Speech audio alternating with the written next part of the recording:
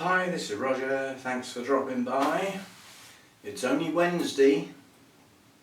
Let me have some of this. There can only be two reasons: drowning my sorrows or celebrating. How long can I keep you on the edge of your seat? Do I sound like that sort of person? Okay, we set off for the hospital this morning. We allowed plenty of time to allow for school traffic, workers' traffic, bottleneck areas that I had to get through. Nope, straight through. So I'm half an hour early to start with, so you'll spend half an hour sitting there, what's going to happen next, what's going to happen? So be it. First problem, drive into the car park, press button for ticket, press button for ticket, thump machine, press button for ticket. Then we let out a few of those words that you don't say on YouTube that you can say when you're in the car on your own, and thought I would go and park. So I went and parked. I chatted to a couple of other people, sort of, did you get a ticket out of that machine? No, doesn't. What are we going to do? Because you need a ticket that's been paid for to get out, or the barrier won't open. Anyway, I got into reception and went up and asked for directions to where I had to go to. I needed binoculars, but we'll get to that in a minute. Basically they said, no, the ticket machine's not working, so parking today is free. Yay! I hate paying for parking. So that started off nicely. Pleasant journey, no hassles, and now we get to park for free, no matter how long my appointments are going to take. So far, so good. Celebrating or drowning sorrows? So far, so good. That's why half of it's gone. Anyway, I asked at reception for directions to where I needed to go. If you can imagine a long, oblong building that is a series, it's probably a third of a mile. It's a big hospital, Bournemouth Hospital.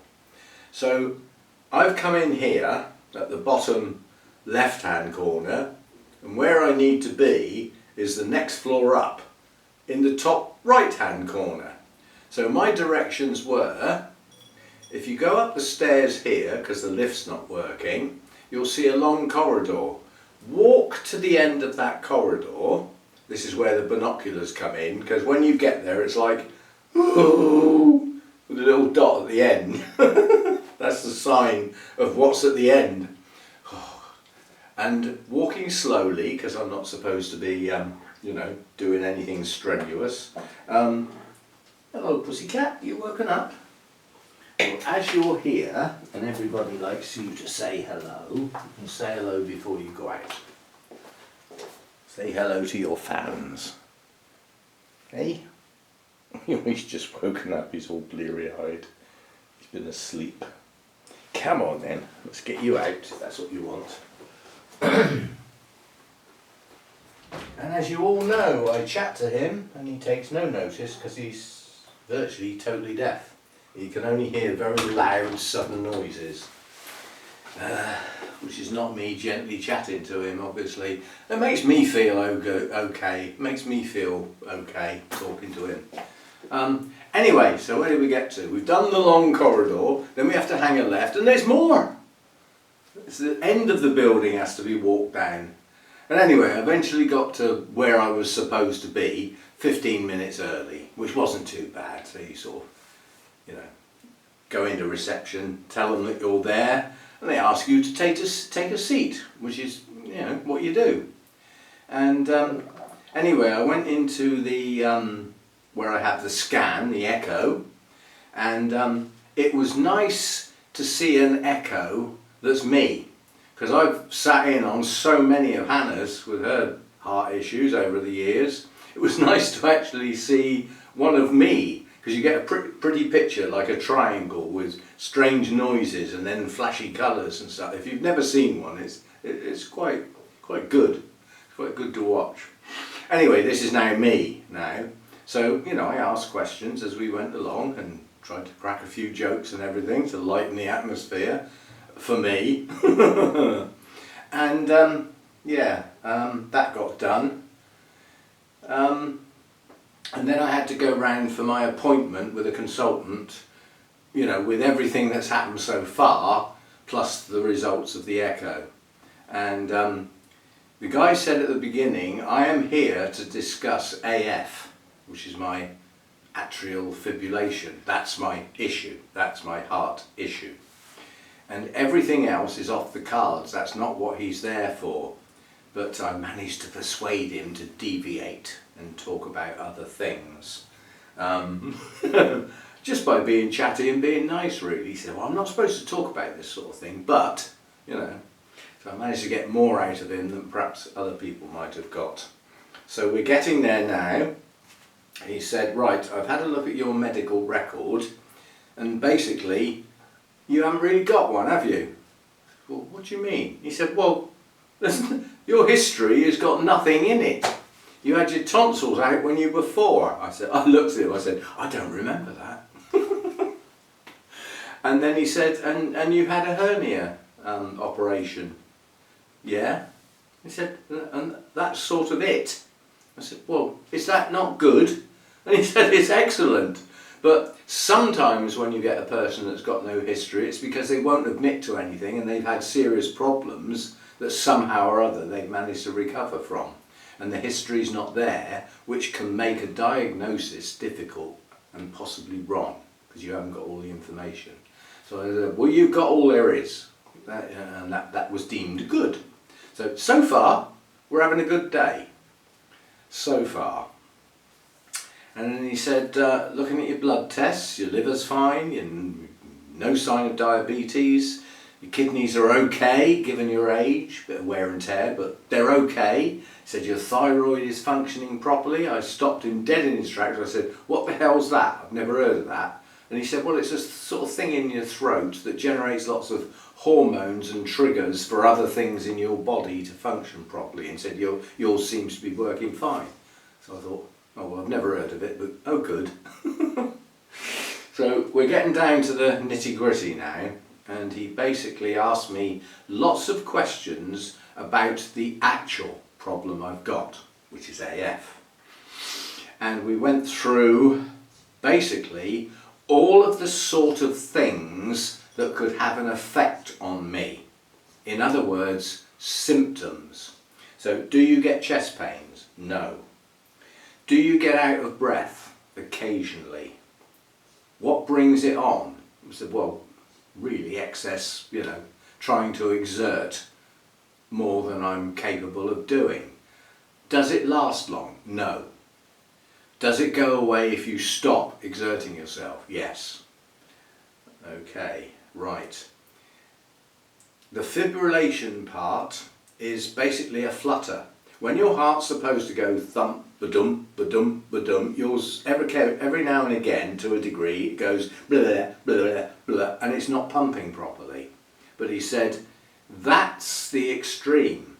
What you've got is the top part of your heart has electrical signals, and it tells your heart to go ba-dum, ba-dum, ba-dum. And occasionally, you've got too many signals going off, so your heart's not quite sure what it's supposed to do next.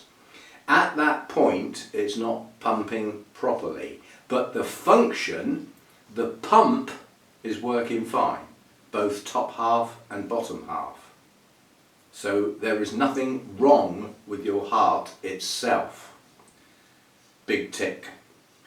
However, the triggers, the electric signals that make it beat regular, you've got too many going off now and again.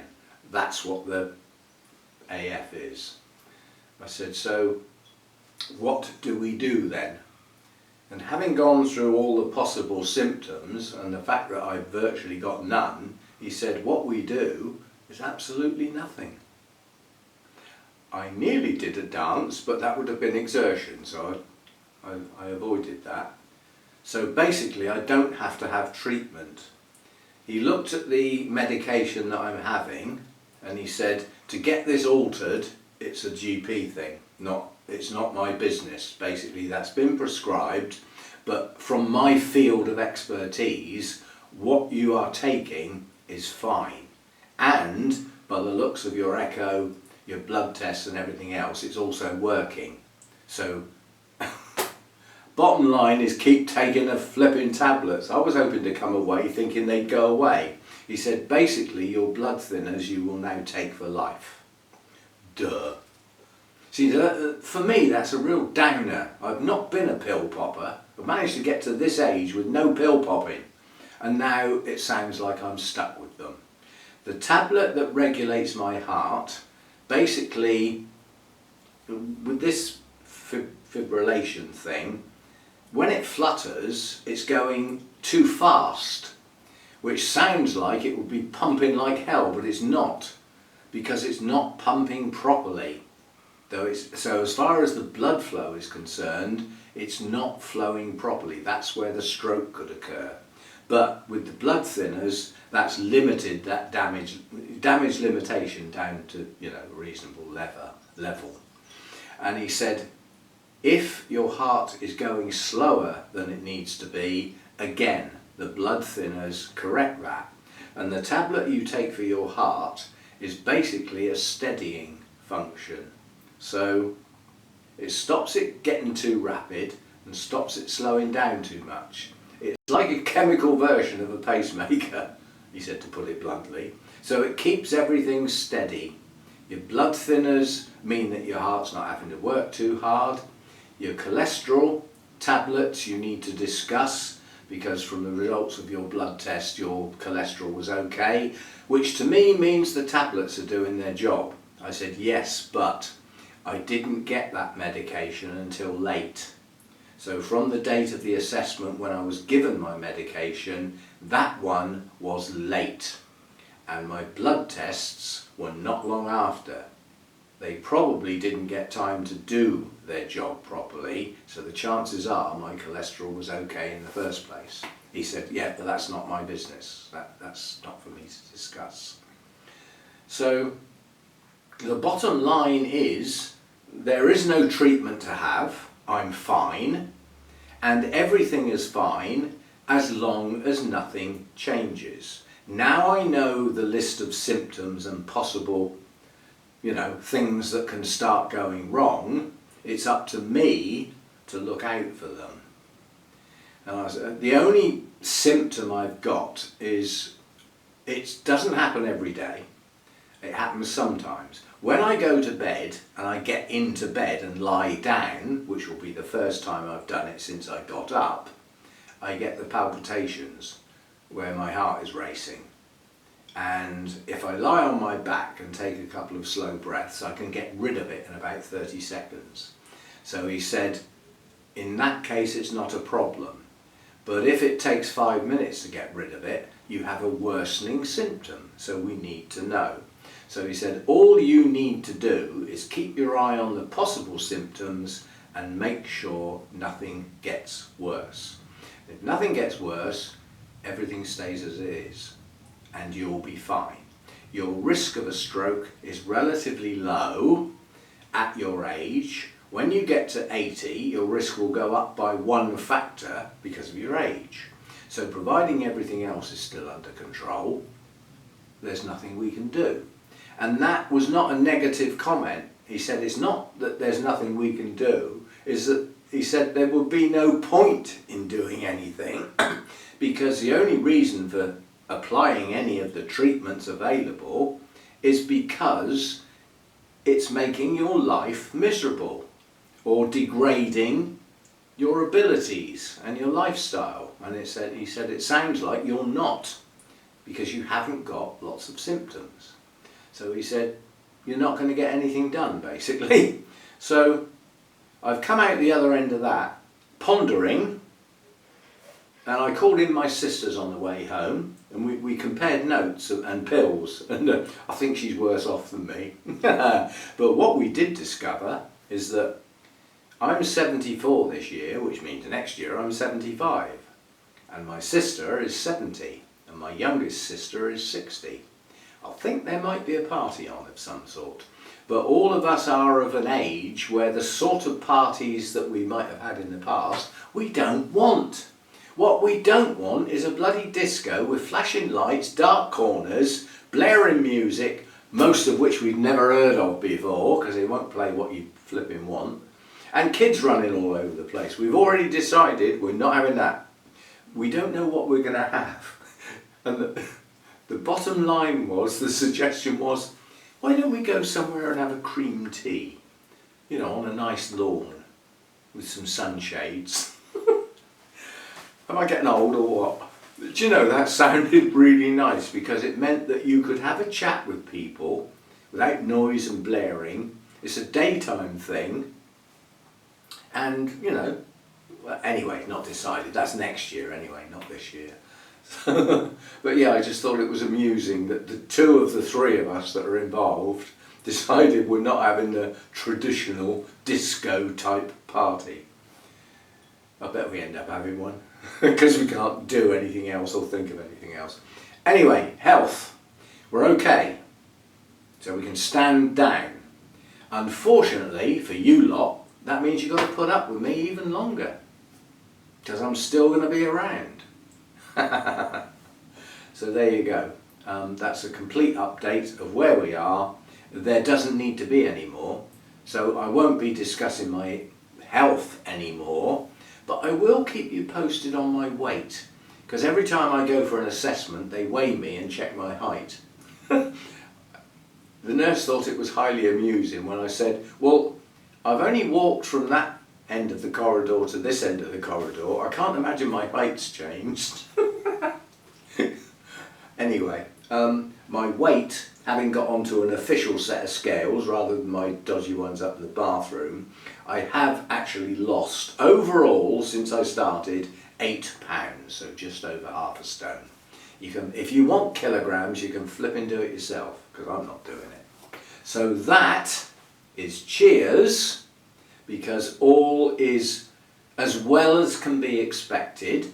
It's not perfect. I'm not in perfect health. I have a heart issue, but it's under control and it shouldn't cause me any problems. And I said, does that mean I can run for the bus now? He said, nah, let it go and get the next one. Because he said, he looked up and he said, because I wouldn't run for the flipping thing, I'd wait for the next one. And obviously he was a lot younger than me. So he basically has implied, I just need to go steady and not be silly. So we're not climbing Mount Everest, we're not swimming the English Channel, and we're not climbing up to the top of the tree and abseiling down. We're just going to carry on life as normal, gentle as normal. And I hope that, certainly having said it all out loud, it alleviates me. I'm not a worrier, I'm not an excitable person. I'm very, very mainline, quite low down and let everything go. But underlying all of this, since I got the news that something could be seriously wrong, it has been worrying me, niggling. And it's now not. Is that good? I reckon it is. And this in the middle of the week, yes, it is a celebration. So we've had a glass of wine today, but we're not going to be silly. We will save the rest of it tomorrow and have a nice meal and finish it off. That are good. And I will, seriously now, we can get back to total normality, because this isn't worrying me. This isn't niggling me in the back of my mind all the time. It was a good event.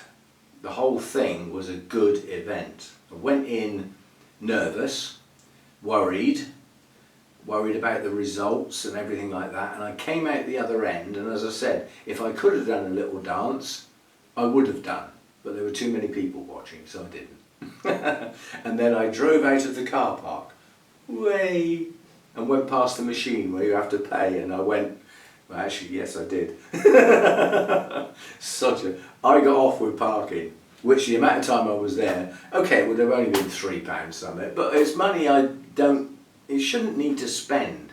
They called me to that place for an appointment. Why should I then have to pay for it, you know? So I didn't. That was good. I had a nice time at my sister's, nice chat, catch up and all things like that. her daughter's split up with her other half and has lost her job. And you catch all the news when you eventually get involved with people like that. Whereas I didn't have much news apart from this issue. So there we are, that's it, and I will get back to normal as from today. And now I've missed the end of a really good tennis match on the grounds that I wanted to get this done and sit down and relax for the rest of the evening, which is what I'm now going to do. See you next time. Thanks for dropping by. And thanks for anybody that's been worried about all this.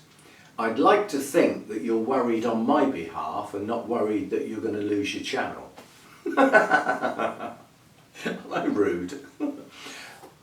People have been worried about what's been going on, and I'm grateful for the interest and the concern. You can let it go now. I'm okay. I'm not fine, but I'm okay. It's all going to be okay as it stands at the moment.